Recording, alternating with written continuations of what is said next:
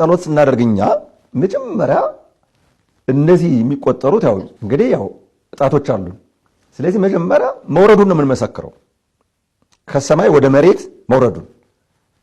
ከዛስ ዓለምን አድኖ የመጣበትን ነገር ሁሉ ፈጽሞ ድነት ዓለምን ፈጽሞ ማድረጉን ነው። ከዛ ደግሞ ይህን ዓለም ለማሳለፍ ይመጣል። መጨረሻ ይህን ዓለም አሳልፎ ጻድቃንን ይዞ ይሄዳል። መጨረሻ ማለት ነው። አሁን እግዚኦ መሐረነ ክርስቶስ ስንል የምንጀምረው እዚህ ነው። ከላይ ወደ ታች ወረን ምን እያልን ነው? በሌላ አነጋገር ከሰማይ ወደ መሬት እኛን ለማዳን መምጣቱን እየተናገርን ነው፣ እየቆጠርን ማለት ነው። 12 ጊዜ ነው። እሱን እመጣበታለሁ። ዓለምን ካዳነ በኋላስ ሞትን ድል አድርጎ በተነሳ በ40ኛ ቀን ወደ ሰማይ አረገ። ከዚህ ወደ ላይ ስንወጣ እርገቱን እዚች ደግሞ ወይም ቀለበት ከምናስርባት ጣት ላይ ማለት ነው፣ ግራ እጃችን ላይ ነው የምናስረው ብዙ ጊዜ።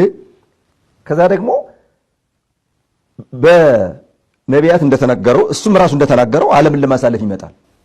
መምጣቱን እያሰብን አሁንም እግዚኦ መሐረነ ክርስቶስ እንለዋለን።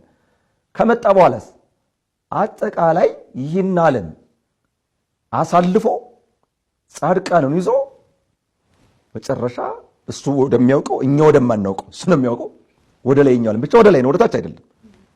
ወደ ላይኛው ዓለም እኛንም ይዞ ለማረጉ ምሳሌ ነው። አሁን ከዚህ ነው የጀመርነው። ወደዚህ ስንሄድ እቺ ቀኝ ናት፣ ግልጽ ነው አይደል? ከቀኝ ወደ ግራ ነው የሄድነው። እቺ በግራ በኩል ነው ያለችው፣ ይሄ በቀኝ በኩል ነው ያለው። ለምን ከዚህ ከቀኝ በኩል ጀምረን ወደ ግራ ሄድን ስንል አቆጣጠሩ እንዳልኩሽ ከላይ ወደ ታች ነው። ከዛ ወደ ላይ፣ ከዛ ወደ ታች፣ ከዛ ወደ ላይ መጨረሻ ላይ ያጠቃልል ነው እግዚኦ መሐረነ ክርስቶስ የሚለውን በትንሽ እጣት ነው። ትንሽ ጣት ናት። የመጣ ከልልና ወደ ትሕትና ነው። ግልጽ ነው አይደል? ከልልና ወደ ትሕትና። ትሕትና ማለት እቺ ትንሽ ናት አይደል? የመጣው ደግሞ ወደ ምንድን ነው? ወደ ግራ ነው ሄድ ነው። ኃያል መለኮት ደካማ ሥጋን ነው የተዋሃደው። ሲኦል ያለች በግራ በኩል ነው ተብሎ ይነገራል፣ ከአቅጣጫ አንፃር ማለት ነው። ስለዚህ በግራ በኩል ደካማ ሰው ምክረ ከይሲን ሰምቶ አምላክነትን ሽቶ ዕፀ በለስም በልቶ ከገነት ተባሮ በጨለማ በሲኦል ውስጥ የነበረውን አዳምንና ልጆቹን ከዲያብሎስ አገዛዝ ነፃ አውጥቶ ወደ ገነት እንደወሰዳቸው ለማጠየቅ ከቀኝ ወደ ግራ እንሄዳለን። ምክንያቱም ኃያል መለኮት ወደ ምንድን ነው የመጣ? ደካማ ሥጋ ሊዋሃድ ነው። ግልጽ ነው አይደል? ግራ ደካማ ነው ይታወቃል። በብዙ ሀተታ ይታተታል። ግራ ደካማ ነው። ከዛ በእንተ ማርያም ስንል ደግሞ ከዚህ ነው የምንጀምር። በእንተ ማርያም ስንል ሁልጊዜ ወደ ላይ ነው።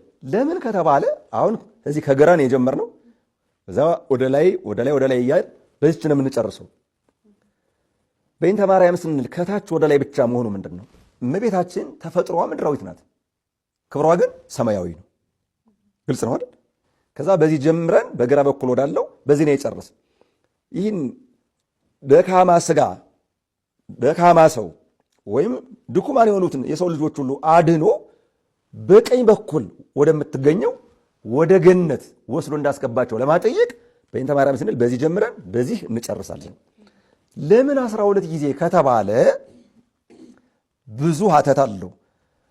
በዮሐንስ ራእይ ምዕራፍ 21 ቁጥር 12 ጀምሮ ስለ መንግሥተ ሰማያት በሮች ይናገራል። መንግሥተ ሰማያት በሮቿ 12 ናቸው። እግዚአብሔር እንግዲህ ከ12 በሮች በአንዷ ለመግባት እንዲያበቃን ቅዱስ ፈቃዱ ይሆንልን።